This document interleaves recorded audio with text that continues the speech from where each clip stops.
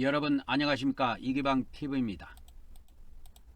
오늘 6월 21일 이재명 대통령의 오늘의 임오점호입니다. 이재명 대통령의 임기가 6월 4일날 공식 시작이 되었습니다. 첫 번째 소식입니다.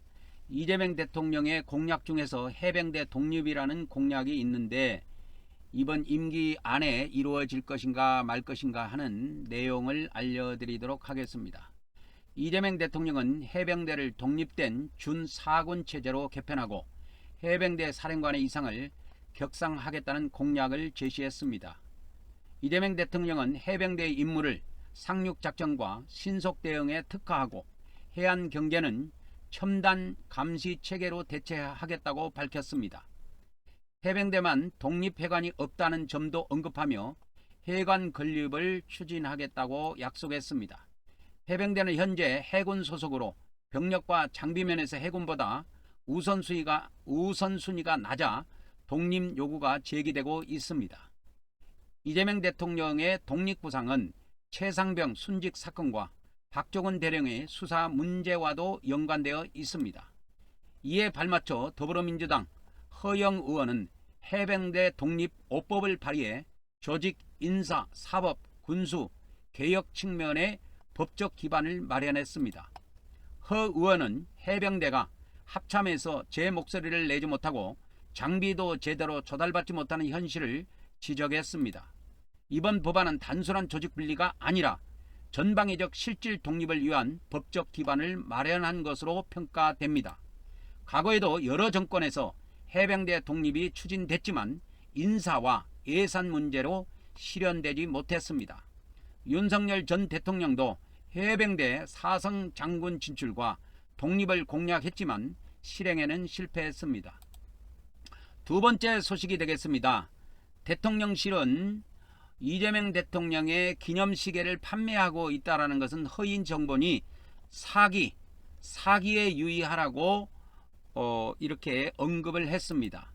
대통령실은 이재명 대통령 기념시계를 판매한다는 온라인 게시글은 허위라고 밝혔습니다. 강유정 대변인은 해당 시계는 아직 기획 단계이며 판매용이 아니라고 설명했습니다. 국민들에게는 대통령 시계 판매 사기에 주의해달라고 당부했습니다.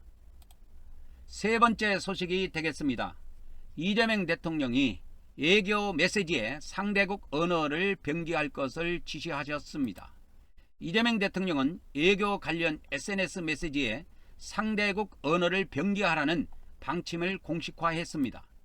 이는 G7 정상회의 순방을 앞두고 대통령이 직접 지시한 사항입니다. 이재명 대통령은 교민뿐 아니라 해당 국가 국민들에게도 대한민국의 메시지가 직접 전달돼야 한다고 강조했습니다. G7 회의 기간 중 이 대통령의 SNS 메시지는 모두 한국어와 상대국 언어로 병기되었습니다.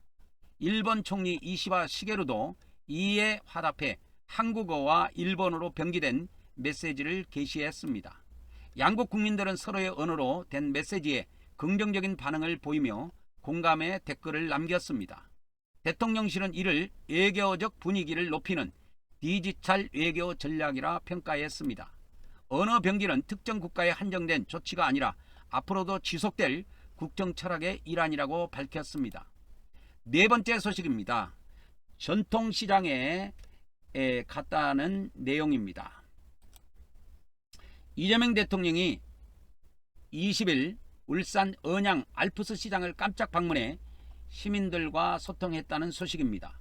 방문은 울산 AI 데이터센터 출범식 참석 직후 이루어진 비공식 일정이라고 합니다.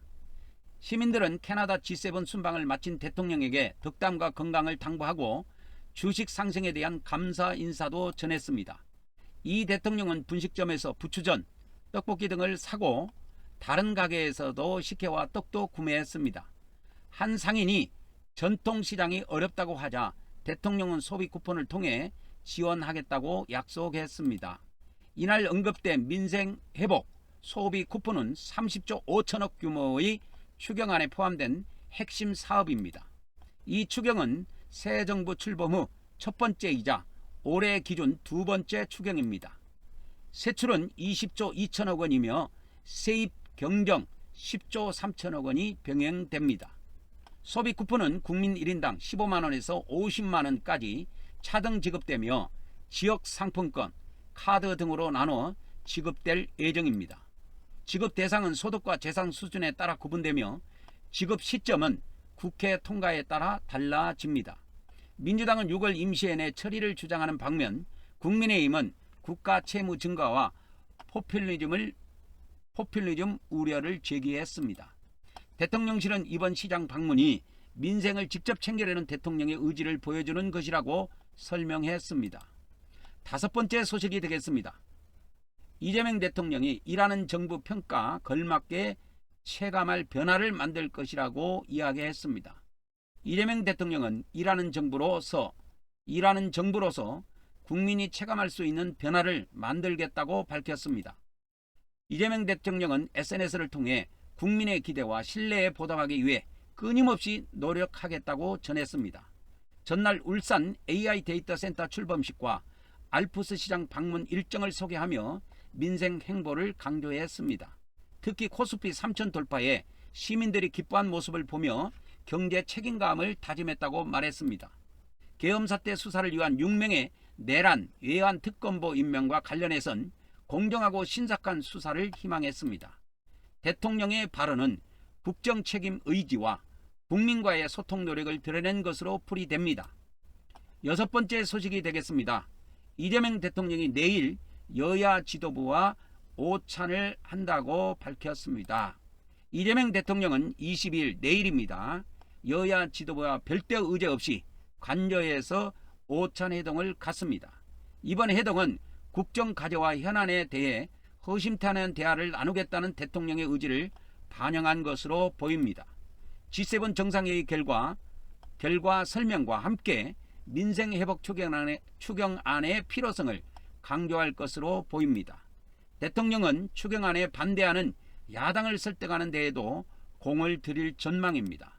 야당이 김민석 국무총리 후보자 사퇴를 요구하고 있어 이 문제도 논의될 가능성이 있습니다.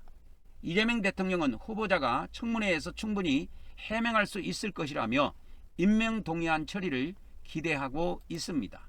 나토 정상회의 참석 여부도 회동 의제로 거론될 수 있다는 관측이 나오고 있습니다.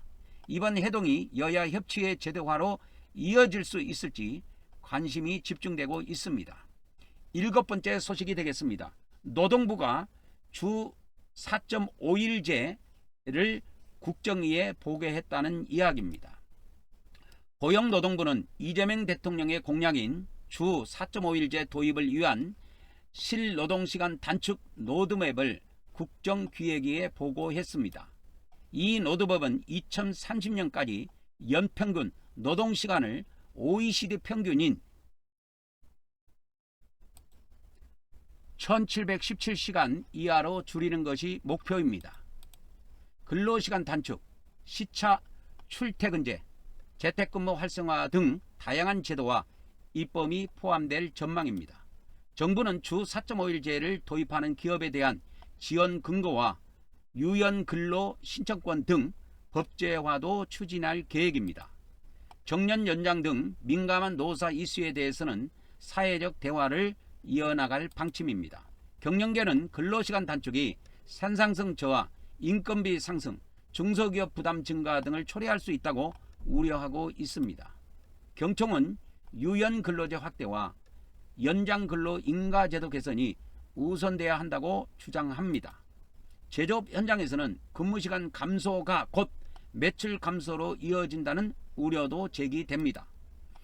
정년 연장에 대해서 경총은 청년 고용 위축, 세대 갈등, 고용비용 증가 등을 우려하고 있습니다. 따라서 정년 연장보다는 퇴직 후 재고용과 직무성과 중심의 임금체계 개편이 선행돼야 한다는 입장입니다. 이상으로 뉴스를 마치도록 하겠습니다. 이재명 대통령의 성공을 진심으로 기원합니다. 이상 이기방TV였습니다. 다음 시간에 뵙도록 하겠습니다.